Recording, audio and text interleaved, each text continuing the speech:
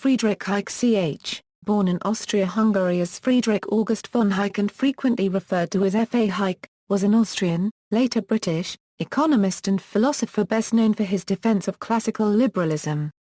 Hayek shared the Nobel Memorial Prize in Economic Sciences for his pioneering work in the theory of money and economic fluctuations and penetrating analysis of the interdependence of economic, social and institutional phenomena. Hayek was a major political thinker of the 20th century, and his account of how changing prices communicate information which enables individuals to coordinate their plans is widely regarded as an important achievement in economics. Hayek served in World War I and said that his experience in the war and his desire to help avoid the mistakes that had led to the war led him to his career. Hayek lived in Austria, Great Britain, the United States and Germany, and became a British subject in 1938. He spent most of his academic life at the London School of Economics, the University of Chicago, and the University of Freiburg. In 1984, he was appointed a member of the Order of the Companions of Honor by Queen Elizabeth II on the advice of Prime Minister Margaret Thatcher for his services to the study of economics. He was the first recipient of the Hans Martin Schleyer Prize in 1984. He also received the U.S. Presidential Medal of Freedom in 1991 from President George H. W. Bush. In 2011, his article The Use of Knowledge in Society was selected as one of the top 20 articles published in the American Economic Review during its first 100 years. Early life: Hayek was born in Vienna, the son of August von Hayek, a doctor in the municipal health service. Hayek's grandfathers were prominent academics working in the fields of statistics and biology. His paternal line had been raised to the ranks of the Bohemian nobility for its services to the state. Similarly, a generation before his maternal forebears had also been raised to the lower noble rank. However, after 1919 titles of nobility were banned by law in Austria, and the von Hayek family became simply the Hayek family. Hence, after 1919, Hayek's legal name became Friedrich Hayek, not Friedrich von Hayek. Hayek further turned his work on regional botany into a highly esteemed botanical treatise, continuing the family's scholarly traditions. On his mother's side, Hayek was second cousin to the philosopher Ludwig Wittgenstein. His mother often played with Wittgenstein's sisters, and had known Ludwig well. As a result of their family relationship, Hayek became one of the first to read Wittgenstein's Tractatus Logico-Philosophicus when the book was published in its original German edition in 1921. Although Hayek met Wittgenstein on only a few occasions, Hayek said that Wittgenstein's philosophy and methods of analysis had a profound influence on his own life and thought. In his later years, Hayek recalled a discussion of philosophy with Wittgenstein, when both were officers during World War I. After Wittgenstein's death, Hayek had intended to write a biography of Wittgenstein and worked on collecting family materials. And he later assisted biographers of Wittgenstein. At his father's suggestion, Hayek, as a teenager, read the genetic and evolutionary works of Hugo de Vries and the philosophical works of Ludwig Feuerbach. In school, Hayek was much taken by one instructor's lectures on Aristotle's ethics. In 1917, Hayek joined an artillery regiment in the Austro-Hungarian army and fought on the Italian front. Much of Hayek's combat experience was spent as a spotter in an aeroplane. Hayek suffered damage to his hearing in his left ear during the war, and was decorated for bravery.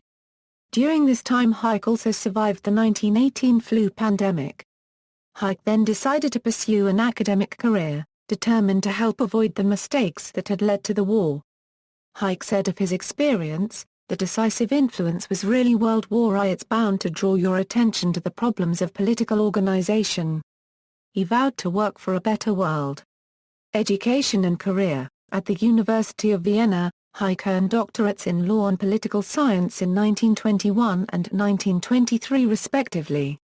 And he also studied philosophy, psychology, and economics.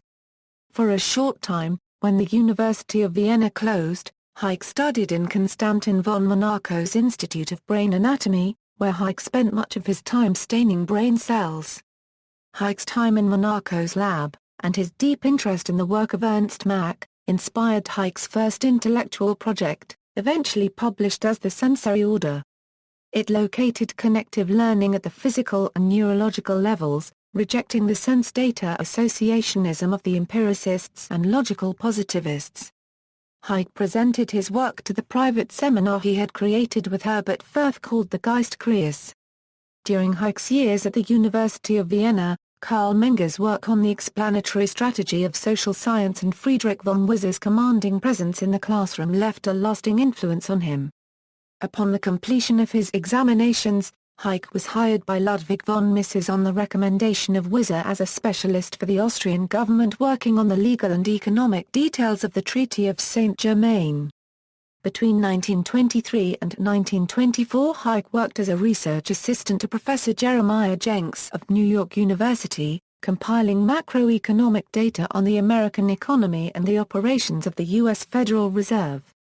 Initially sympathetic to Wyser's democratic socialism, Hayek's economic thinking shifted away from socialism and toward the classical liberalism of Karl Menger after reading von Mises' book Socialism.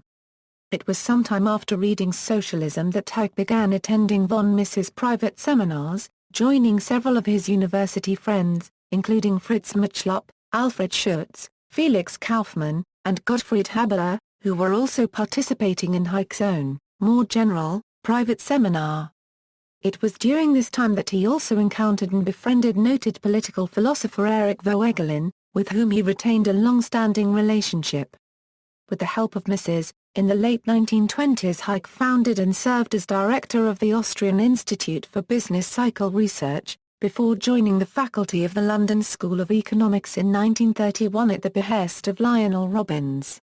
Upon his arrival in London, Hayek was quickly recognized as one of the leading economic theorists in the world, and his development of the economics of processes in time and the coordination function of prices inspired the groundbreaking work of John Hicks, Abba Lerner, and many others in the development of modern microeconomics.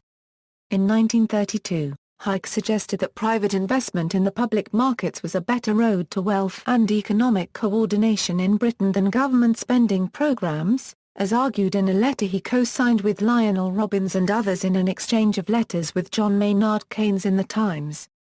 The nearly decade-long deflationary depression in Britain dating from Churchill's decision in 1925 to return Britain to the gold standard at the old pre-war, pre-inflationary par was the public policy backdrop for Hayek's single public engagement with Keynes over British monetary and fiscal policy. Otherwise Hayek and Keynes agreed on many theoretical matters, and their economic disagreements were fundamentally theoretical, having to do almost exclusively with the relation of the economics of extending the length of production to the economics of labor inputs. Economists who studied with Hayek at the LSE in the 1930s and the 1940s include Arthur Lewis, Ronald Coase, John Kenneth Galbraith, Abba Lerner, Nicholas Coldall, George Shackle, Thomas Balloff, Vera Smith, L. K. Jha, Arthur Selden, Paul Rosenstein-Rodan, and Oscar Lang. Hayek also taught or tutored many other LSE students, including David Rockefeller. Unwilling to return to Austria after the Anschluss brought it under the control of Nazi Germany in 1938, Hayek remained in Britain and became a British subject in 1938. He held this status for the remainder of his life, but he did not live in Great Britain after 1950. He lived in the United States from 1950 to 1962 and then mostly in Germany but also briefly in Austria. The road to serfdom. Hayek was concerned about the general view in Britain's academia that fascism was a capitalist reaction to socialism and the road to serfdom arose from those concerns. It was written between 1940 and 1943. The title was inspired by the French classical liberal thinker Alexis de Tocqueville's writings on the road to servitude. It was first published in Britain by Routledge in March 1944 and was quite popular, leading Hayek to call it that unobtainable book, also due in part to wartime paper rationing. When it was published in the United States by the University of Chicago in September of that year, it achieved greater popularity than in Britain. At the arrangement of editor Max Eastman, the American magazine Reader's Digest also published an abridged version in April 1945, enabling The Road to Serfdom to reach a far wider audience than academics. The book is widely popular among those advocating individualism and classical liberalism. Chicago. In 1950, Hayek left the London School of Economics for the University of Chicago, where he became a professor in the Committee on Social Thought. Senior university officials at Chicago wanted the economics department to hire him, but they declined to do so. Hayek's friend Milton Friedman was highly critical of Hayek's economics writings, Prices and Production, and his book on capital theory. Hayek at the time was working in political theory, not economics, and was hostile to the positivist approach the department embraced. Hayek had frequent contacts with some members of the Department of Economics, and his political views resembled those of many of the Chicago school activists. In terms of ideology, said Friedman, the majority of the Chicago economics department was on Hayek's side. Hayek actively promoted Aaron Director, who was active in the Chicago School in helping to fund and establish what became the Law and Society program in the University of Chicago Law School. Hayek, Frank Knight, Friedman and George Stigler worked together in forming the Mont-Pelerin Society, an international forum for libertarian economists. Hayek and Friedman cooperated in support of the Intercollegiate Society of Individualists, later renamed the Intercollegiate Studies Institute, an American student organization devoted to libertarian ideas. Hayek's first class at Chicago was a faculty seminar on the philosophy of science attended by many of the university's most notable scientists of the time, including Enrico Fermi, Swarbright and Lee Kuebst RD. During his time at Chicago, Hayek worked on the philosophy of science, economics, political philosophy, and the history of ideas. Hayek's economics notes from this period have yet to be published. Hayek received a Guggenheim Fellowship in 1954.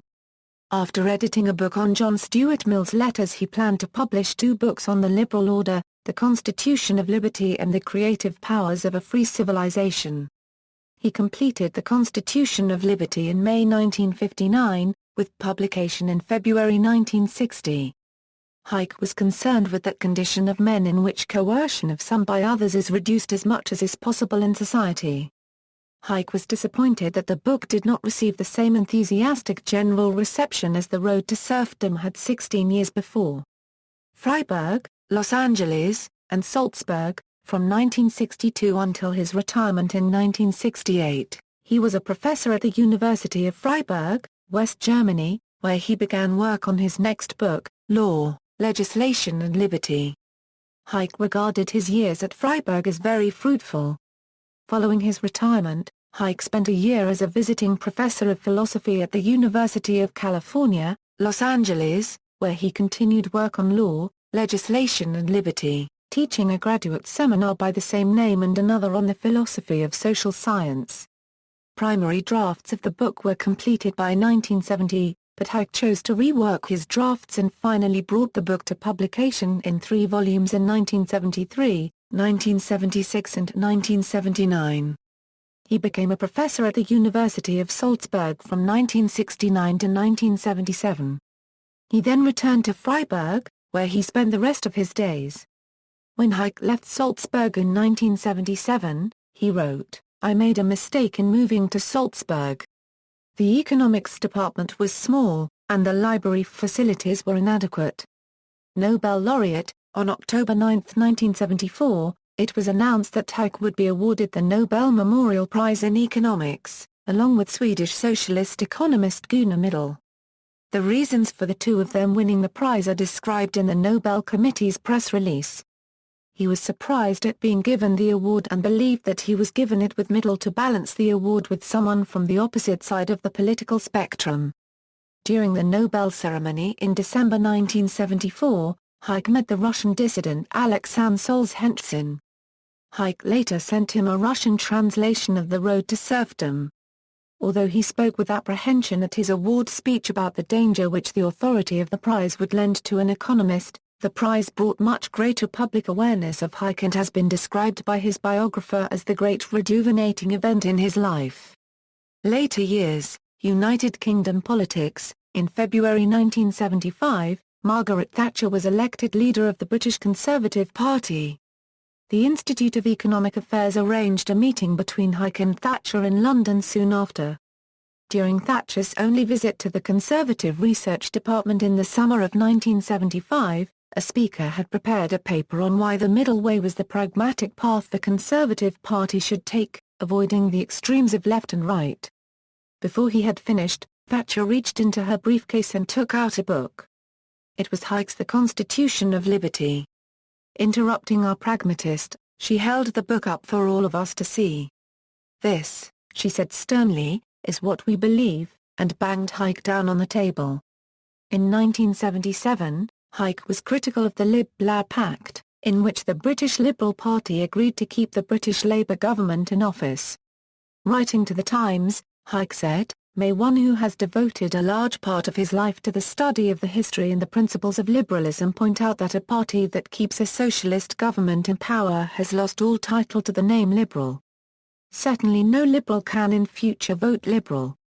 Hayek was criticised by liberal politicians Gladyn Jeeb and Andrew Phillips, who both claimed that the purpose of the pact was to discourage socialist legislation. Lord Gladyn pointed out that the German Free Democrats were in coalition with the German Social Democrats.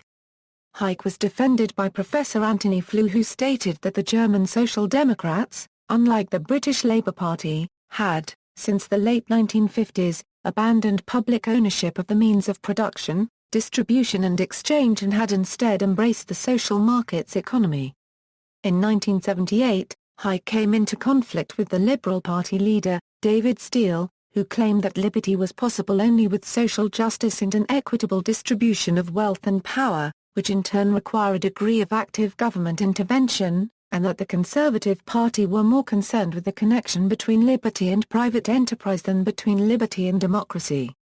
Hayek claimed that a limited democracy might be better than other forms of limited government at protecting liberty, but that an unlimited democracy was worse than other forms of unlimited government because its government loses the power even to do what it thinks right if any group on which its majority depends thinks otherwise.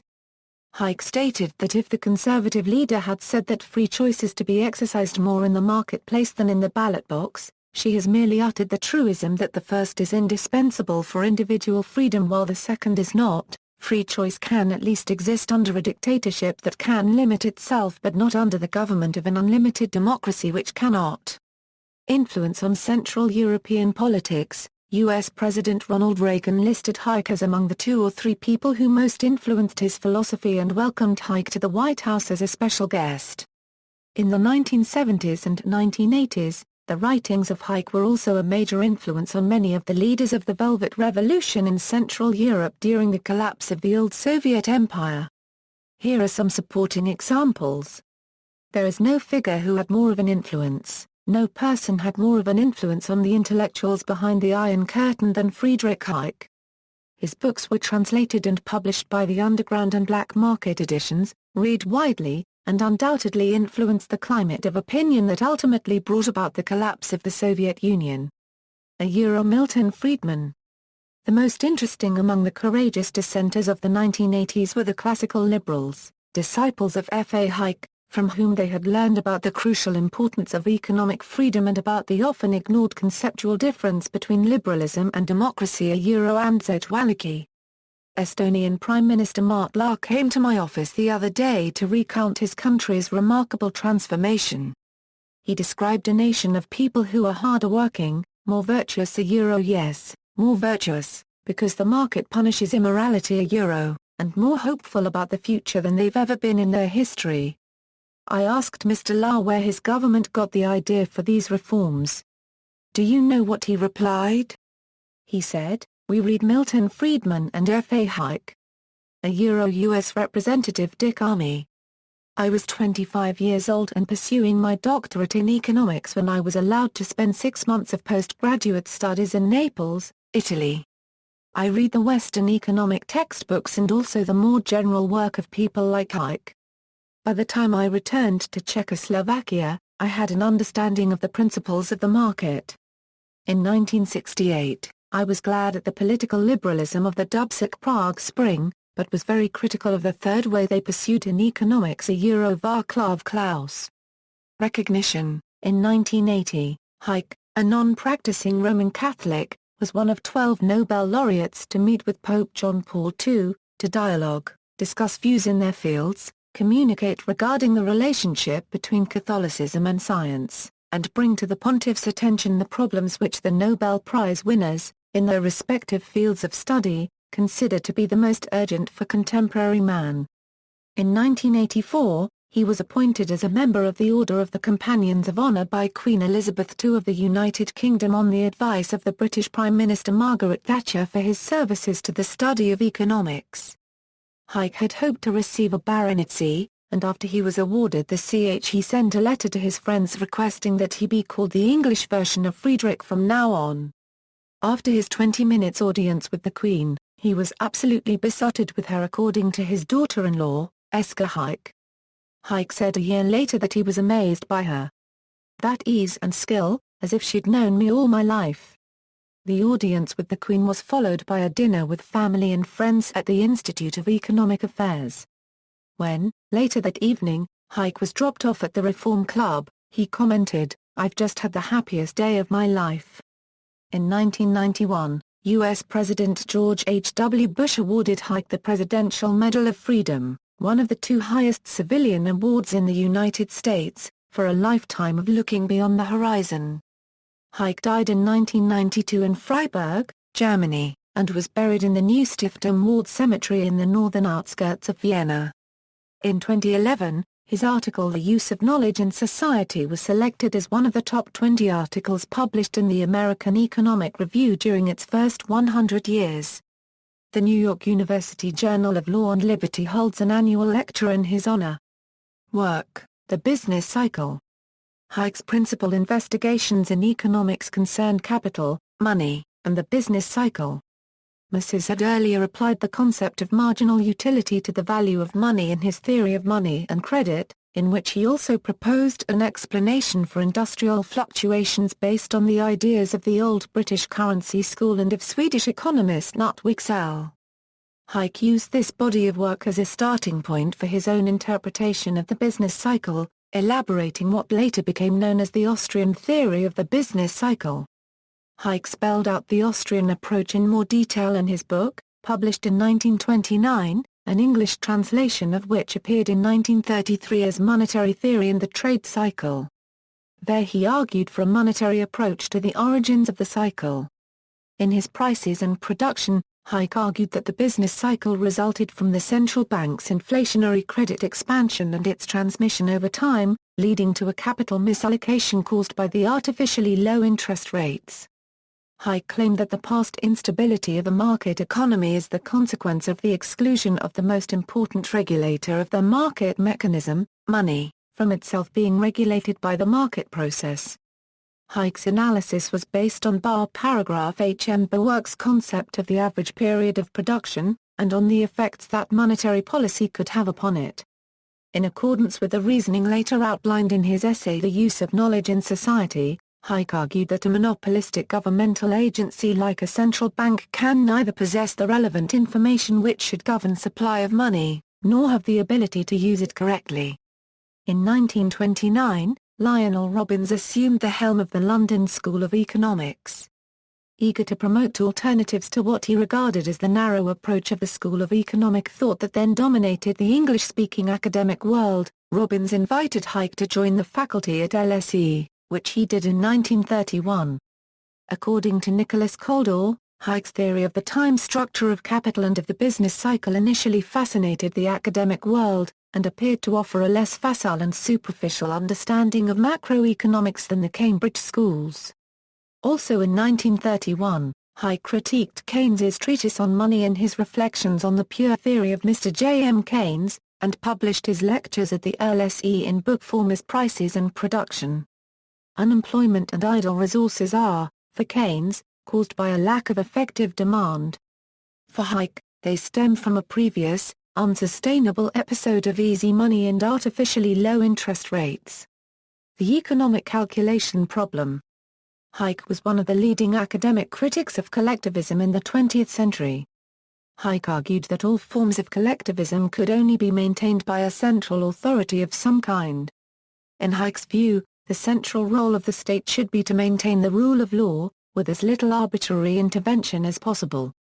In his popular book, The Road to Serfdom and in subsequent academic works, Hayek argued that socialism required central economic planning and that such planning in turn leads towards totalitarianism. From the Road to Serfdom. Although our modern socialists' promise of greater freedom is genuine and sincere, in recent years observer after observer has been impressed by the unforeseen consequences of socialism, the extraordinary similarity in many respects of the conditions under communism and fascism. Hayek posited that a central planning authority would have to be endowed with powers that would impact and ultimately control social life, because the knowledge required for centrally planning an economy is inherently decentralized, and would need to be brought under control.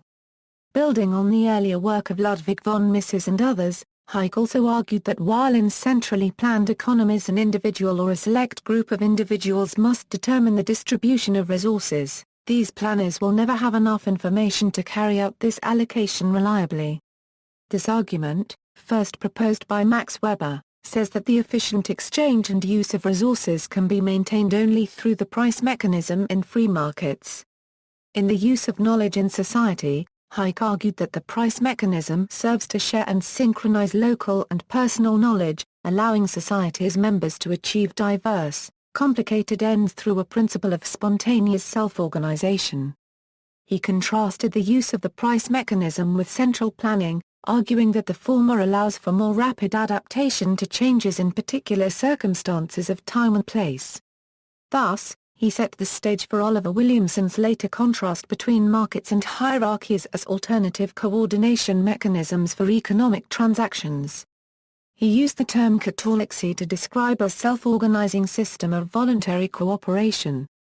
Hayek's research into this argument was specifically cited by the Nobel Committee in its press release awarding Hayek the Nobel Prize. Hayek also wrote that the state can play a role in the economy, and specifically, in creating a safety net. He wrote, "There is no reason why, in a society which has reached a general level of wealth as has, the first kind of security should not be guaranteed to all without endangering general freedom.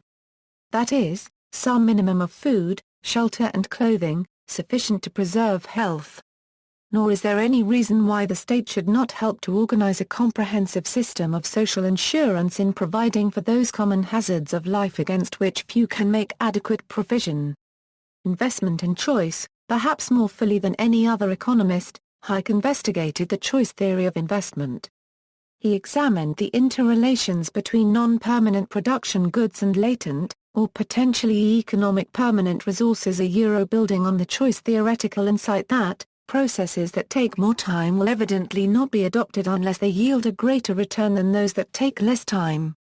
Hayek's work on the microeconomics of the choice theoretics of investment, non-permanent goods, potential permanent resources, and economically adapted permanent resources mark a central dividing point between his work in areas of macroeconomics and that of most all other economists.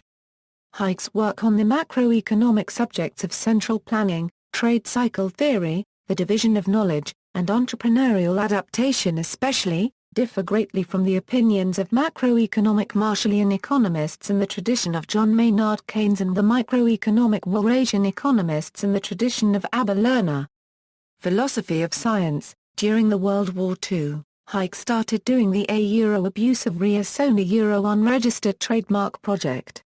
His goal was to show how a number of then popular doctrines and beliefs, doctrines with which he disagreed, had a common origin in some fundamental misconceptions about the social science. In his philosophy of science, which has much in common with that of his good friend Karl Popper, Hayek was highly critical of what he termed scientism, a false understanding of the methods of science that has been mistakenly forced upon the social sciences, but that is contrary to the practices of genuine science. Usually, scientism involves combining the philosopher's ancient demand for demonstrative justification with the associationist's false view that all scientific explanations are simple two-variable linear relationships. Hayek points out that much of science involves the explanation of complex multivariable and nonlinear phenomena, and the social science of economics and undesigned order compares favorably with such complex sciences as Darwinian biology. These ideas were developed in the counter-revolution of science, studies in the abuse of reason, 1952, and in some of Hayek's later essays in the philosophy of science such as Degrees of Explanation, and the Theory of Complex Phenomena. Psychology, in the Sensory Order, an inquiry into the foundations of theoretical psychology, Hayek independently developed a Hebbian learning model of learning and memoria, an idea which he first conceived in 1920, prior to his study of economics. Hayek's expansion of the Hebbian synapse construction into a global brain theory has received continued attention in neuroscience, cognitive science, computer science, behavioral science, and evolutionary psychology, by scientists such as Gerald Edelman, and Joachim Fuster. Spontaneous order. Hayek viewed the free price system not as a conscious invention, but as spontaneous order, or what he referred to as that which is the result of human action but not of human design. Thus, Hayek put the price mechanism on the same level as, for example, language. Hayek attributed the birth of civilization to private property in his book The Fatal Conceit. He explained that price signals are the only means of enabling each economic decision-maker to communicate tacit knowledge or disperse knowledge to each other, to solve the economic calculation problem. Social and political philosophy. In the latter half of his career, Hayek made a number of contributions to social and political philosophy, which he based on his views on the limits of human knowledge, and the idea of spontaneous order in social institutions. He argues in favor of a society organized around a market order, in which the apparatus of state is employed almost exclusively to enforce the legal order necessary for a market of free individuals to function. These ideas were informed by a moral philosophy derived from epistemological concerns regarding the inherent limits of human knowledge. Hayek argued that his ideal individualistic, free market polity would be self-regulating to such a degree that it would be a society which does not depend for its functioning on our finding good men for running it. Hayek disapproved of the notion of social justice. He compared the market to a game in which there is no point in calling the outcome just or unjust, and argued that social justice is an empty phrase with no determinable content. Likewise, the results of the individual's efforts are necessarily unpredictable, and the question as to whether the resulting distribution of incomes is just has no meaning. He generally regarded government redistribution of income or capital as an unacceptable intrusion upon individual freedom. The principle of distributive justice, once introduced, would not be fulfilled until the whole of society was organized in accordance with it. This would produce a kind of society which in all essential respects would be the opposite of a free society. With regard to a safety net, Hayek advocated some provision for those threatened by the extremes of indigence or starvation, be it only in the interest of those who require protection against acts of desperation on the part of the needy. As referenced in the section on the economic calculation problem, Hayek wrote that there is no reason why the state should not help to organize a comprehensive system of social insurance. Summarizing on this topic, Wapshut writes, Hayek advocated mandatory universal health care and unemployment insurance, enforced, if not directly provided, by the state.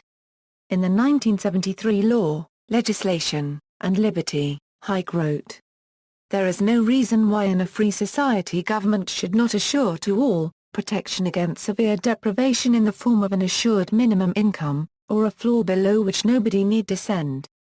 To enter into such an insurance against extreme misfortune may well be in the interest of all. Or it may be felt to be a clear moral duty of all to assist, within the organized community, those who cannot help themselves. So long as such a uniform minimum income is provided outside the market to all those who, for any reason, are unable to earn in the market an adequate maintenance, this need not lead to a restriction of freedom, or conflict with the rule of law, and in the road to serfdom. Nor is there any reason why the state should not assist the individuals in providing for those common hazards of life against which, because of their uncertainty, few individuals can make adequate provision. Where, as in the case of sickness and accident, neither the desire to avoid such calamities nor the efforts to overcome their consequences are as a rule weakened by the provision of assistance where, in short, we deal with genuinely insurable risks the case for the states helping to organize a comprehensive system of social insurance is very strong. wherever communal action can mitigate disasters against which the individual can neither attempt to guard himself nor make the provision for the consequences, such communal action should undoubtedly be taken. Critiques, business cycle critiques. Keynes asked his friend Piero Sraffa to respond publicly to Hayek's challenge.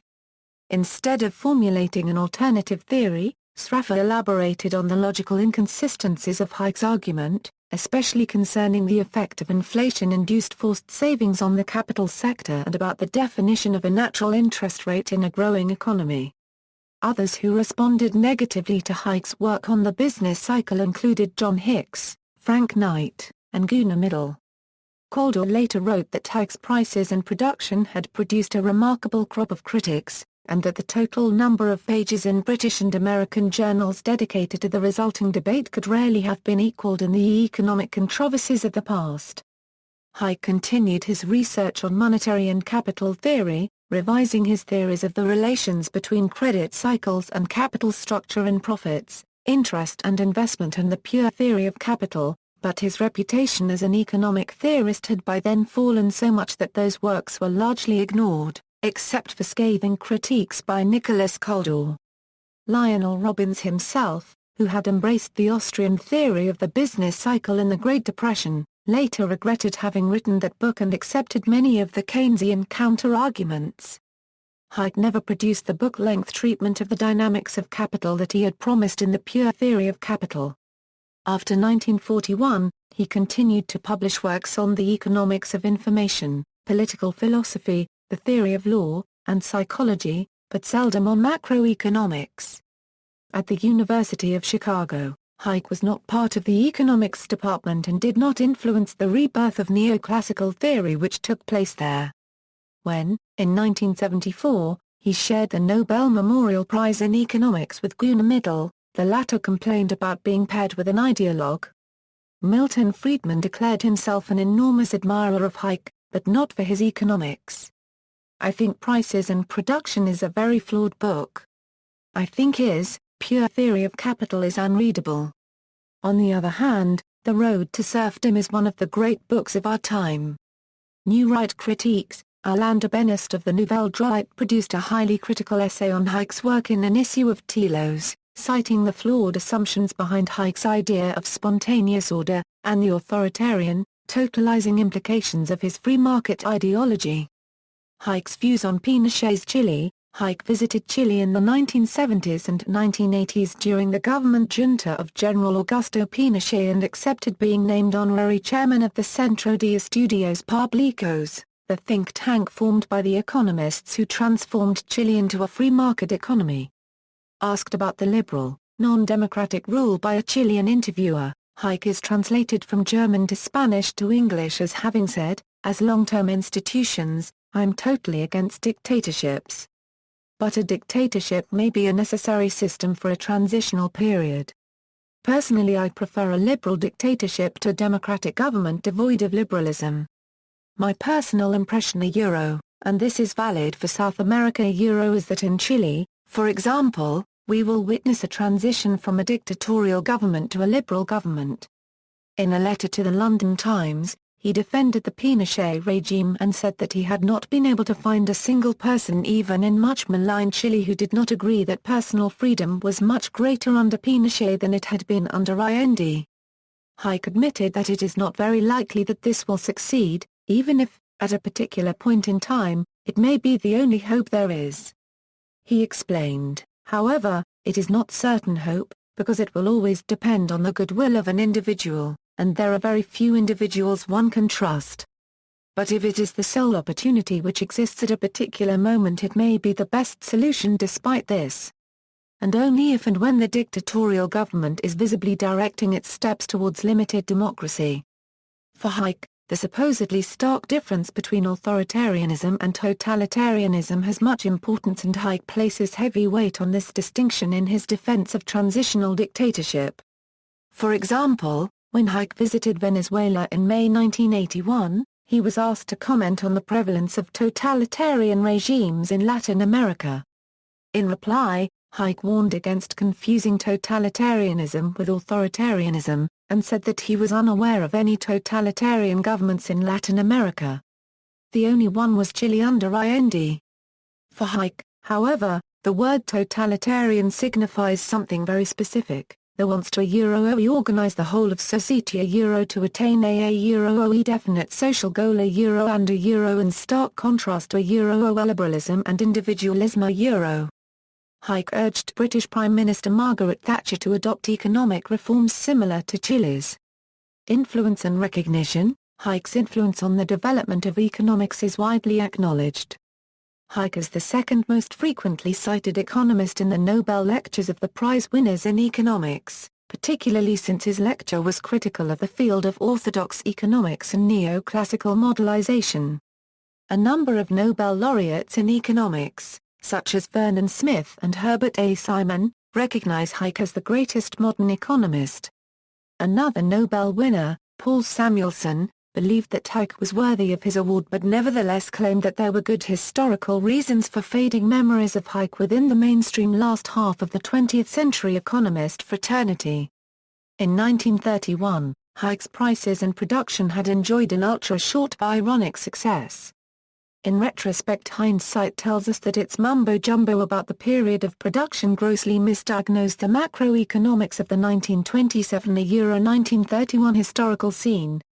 Despite this comment, Samuelson spent the last 50 years of his life obsessed with the problems of capital theory identified by Hayek and bar paragraph HM work, and Samuelson flatly judged Hayek to have been right and his own teacher, Joseph Schumpeter, to have been wrong on the central economic question of the 20th century, the feasibility of socialist economic planning in a production goods-dominated economy.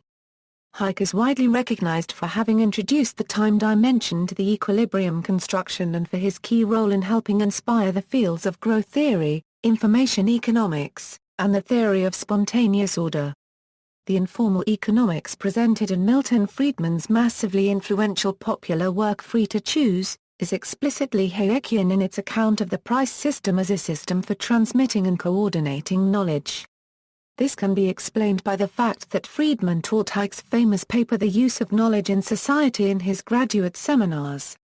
In 1944 he was elected as a Fellow of the British Academy, after he was nominated for membership by Keynes.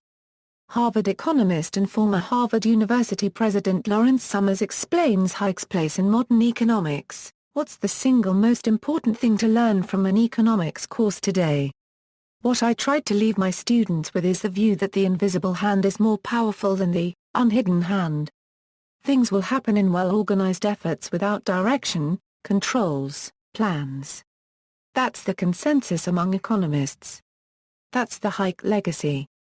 By 1947, Hayek was an organizer of the Mont Pelerin Society, a group of classical liberals who sought to oppose what they saw as socialism in various areas. He was also instrumental in the founding of the Institute of Economic Affairs, the free market think tank that inspired Thatcherism. He was in addition a member of the Philadelphia Society. Hayek had a long-standing and close friendship with philosopher of science Karl Popper, also from Vienna. In a letter to Hayek in 1944, Popper stated, "I think I have learned more from you than from any other living thinker, except perhaps Alfred Tarski." Popper dedicated his conjectures and refutations to Hayek. For his part, Hayek dedicated a collection of papers, studies in philosophy, politics, and economics, to Popper and, in 1982, said that ever since his Logic der Forschung first came out in 1934, I have been a complete adherent to his general theory of methodology. Popper also participated in the inaugural meeting of the Mont Pelerin Society. Their friendship and mutual admiration, however, do not change the fact that there are important differences between their ideas. Hayek also played a central role in Milton Friedman's intellectual development. Friedman wrote, "My interest in public policy and political philosophy was rather casual before I joined the faculty of the University of Chicago. Informal discussions with colleagues and friends stimulated a greater interest, which was reinforced by Friedrich Hayek's powerful book The Road to Serfdom, by my attendance at the first meeting of the Mont Pelerin Society in 1947, and by discussions with Hayek after he joined the university faculty in 1950. In addition, Hayek attracted an exceptionally able group of students who were dedicated to a libertarian ideology. They started a student publication, the New Individualist Review, which was the outstanding libertarian journal of opinion for some years. I served as an advisor to the journal and published a number of articles in it. Hayek's greatest intellectual debt was to Karl Menger, who pioneered an approach to social explanation similar to that developed in Britain by Bernard Mandeville and the Scottish moral philosophers in the Scottish Enlightenment. He had a wide-reaching influence on contemporary economics, politics, philosophy, sociology, psychology and anthropology. For example, Hayek's discussion in The Road to Serfdom about truth, falsehood and the use of language influenced some later opponents of postmodernism. Hayek and conservatism. Hayek received new attention in the 1980s and 1990s with the rise of conservative governments in the United States, United Kingdom, and Canada.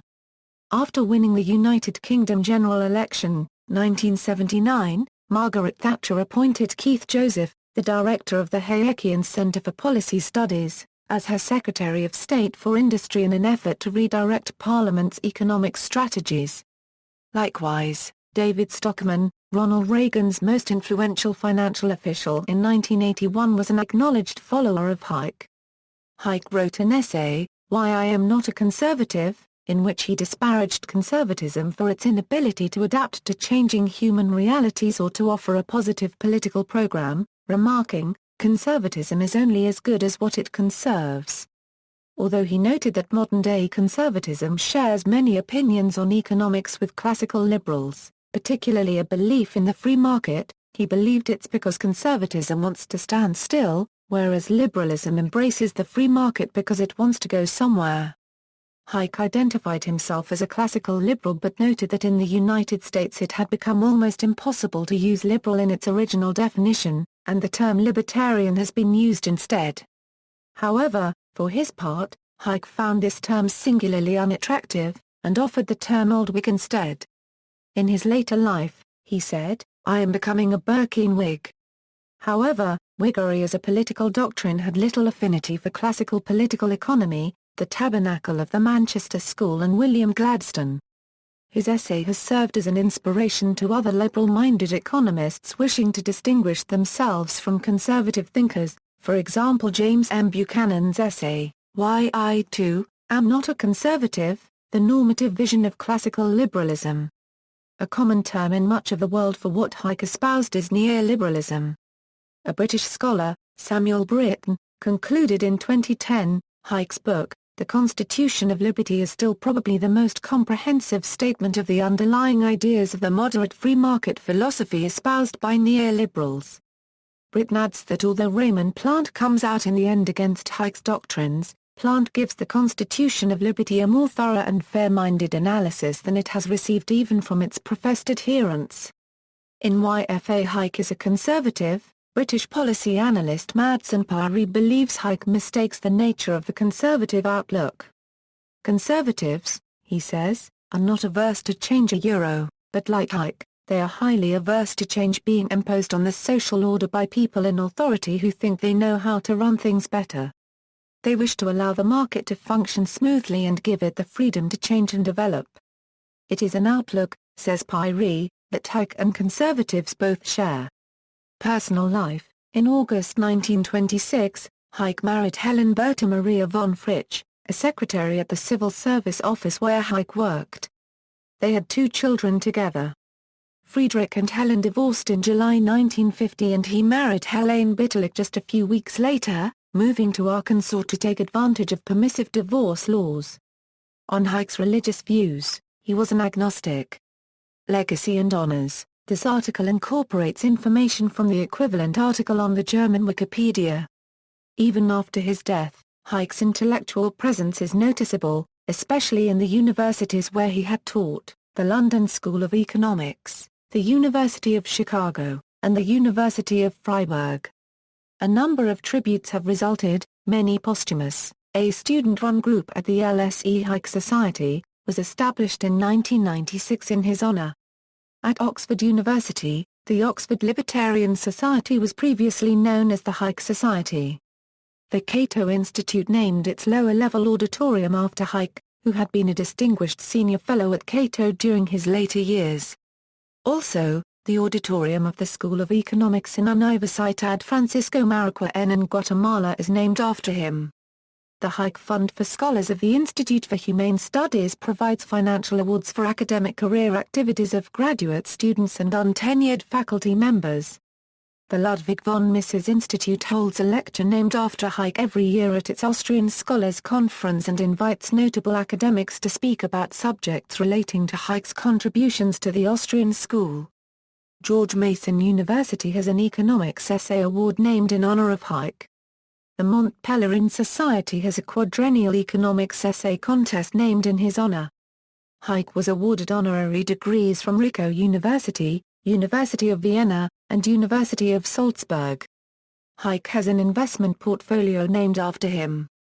The Hayek Fund invests in corporations who financially support free market public policy organizations. 1974, Austrian Decoration for Science and Art, 1974, Nobel Memorial Prize in Economic Sciences, 1977, Paul Ammar Copyright Right for Science and Art, 1983, Honorary Ring of Vienna, 1984, Honorary Dean of WHU Otto Bialschem School of Management, 1984, Order of the Companions of Honor, 1990, Grand Gold Medal with Star for Services to the Republic of Austria, 1991, Presidential Medal of Freedom, Selected Bibliography.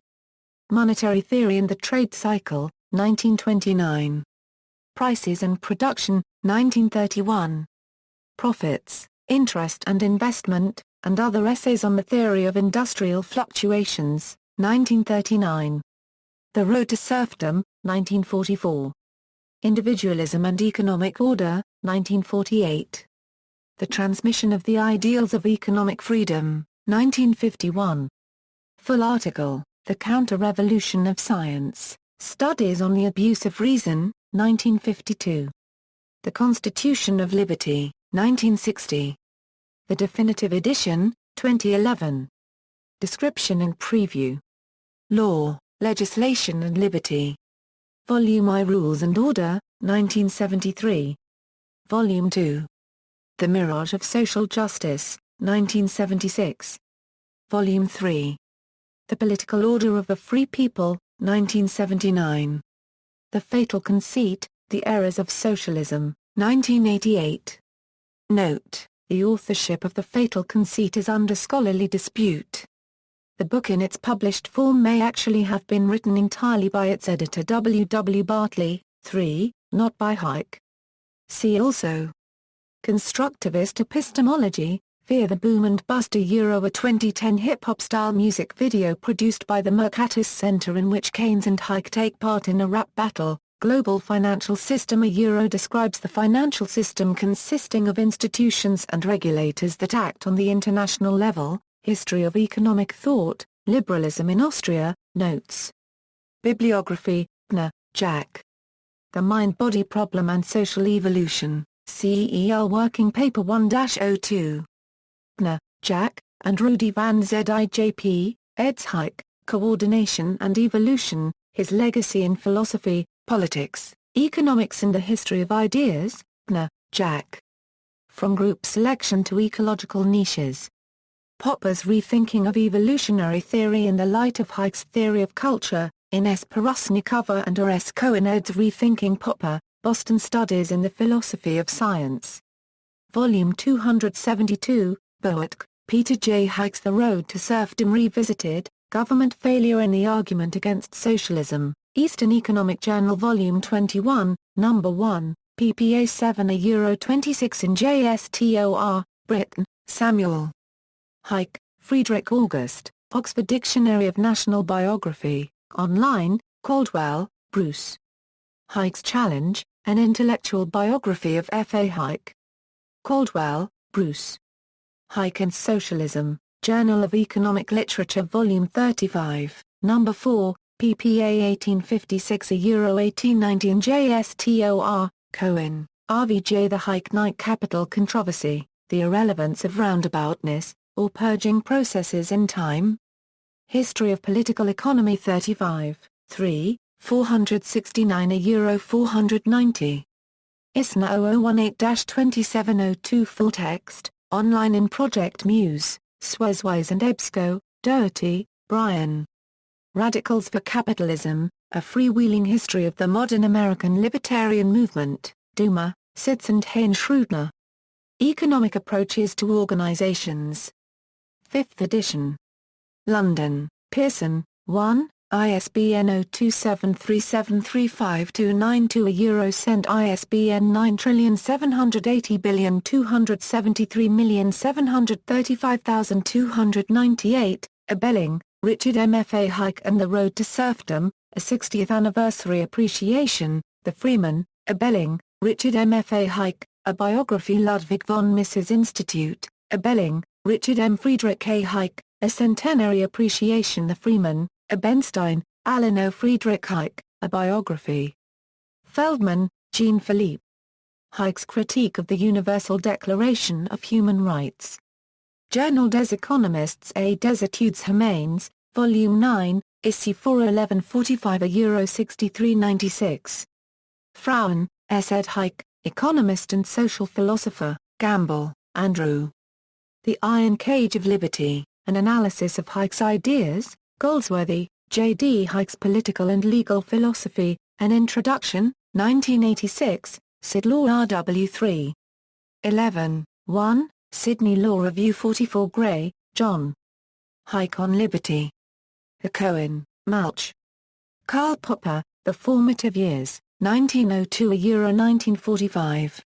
Hamowy, Ronald. Hayek, Friedrich A. The Encyclopedia of Libertarianism. Thousand Oaks, California, Sage. Cato Institute PPA 218 €20.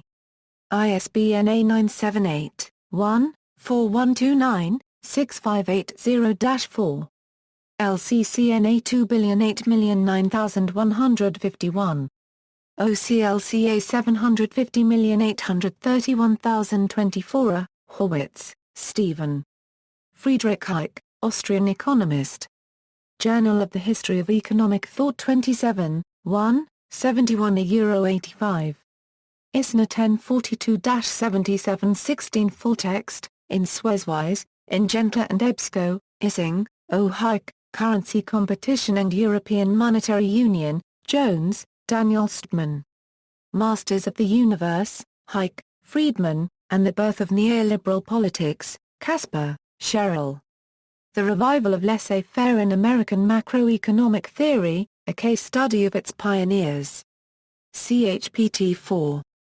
Klee, Roland. Hayek's Social and Political Thought. Oxford University Press. Leeson, Robert, ed.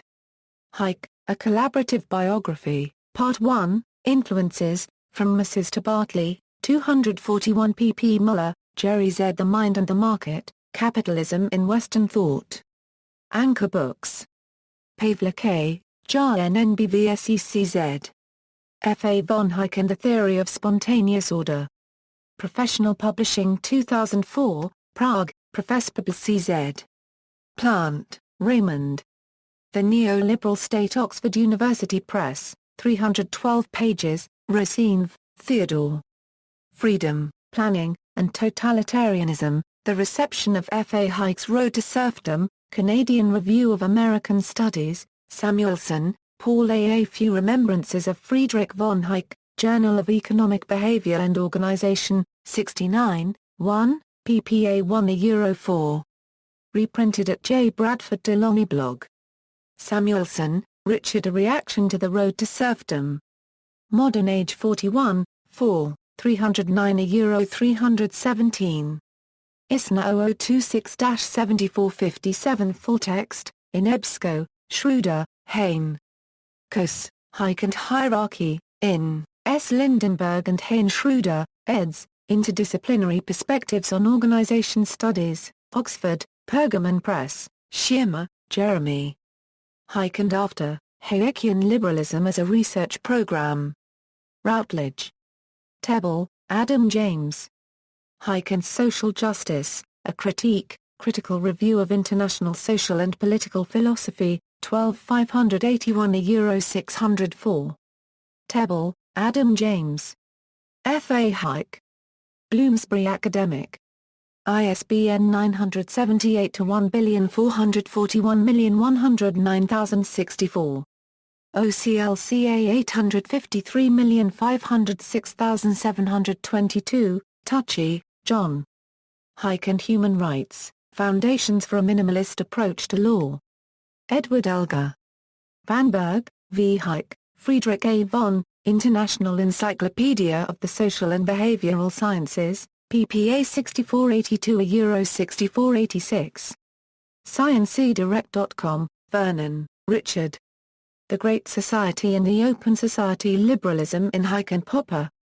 Canadian Journal of Political Science 9, 2, 261 Euro 276. ISNA 0008-4239 full text, in JSTOR, Wapshut, Nicholas.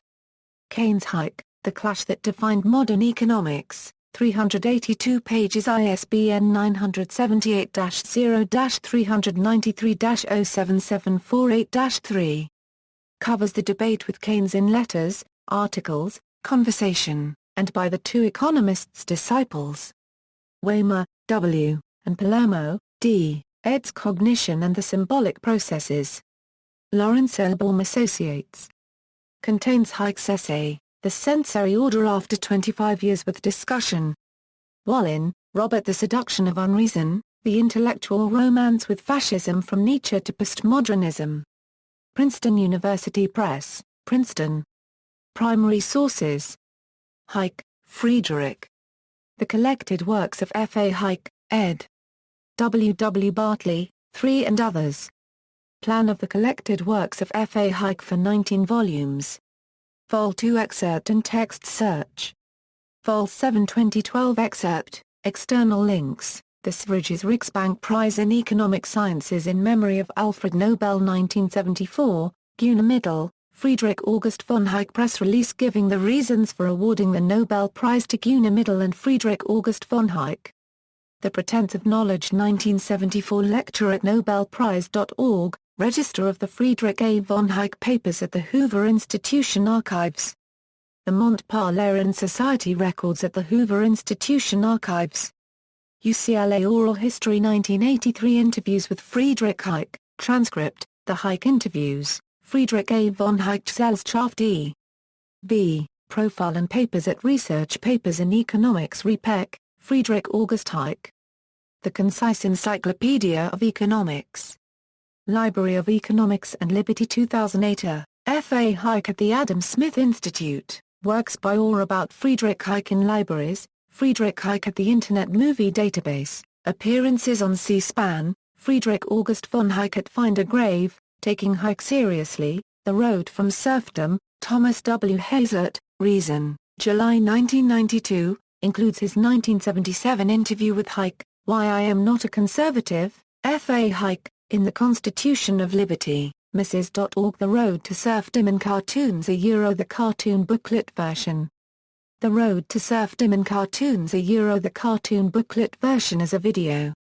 æfʁiːdʁɪծ at DMOZ, Booknotes interview with Alan Ebenstein on Friedrich Hayek, a biography, July 8, 2001.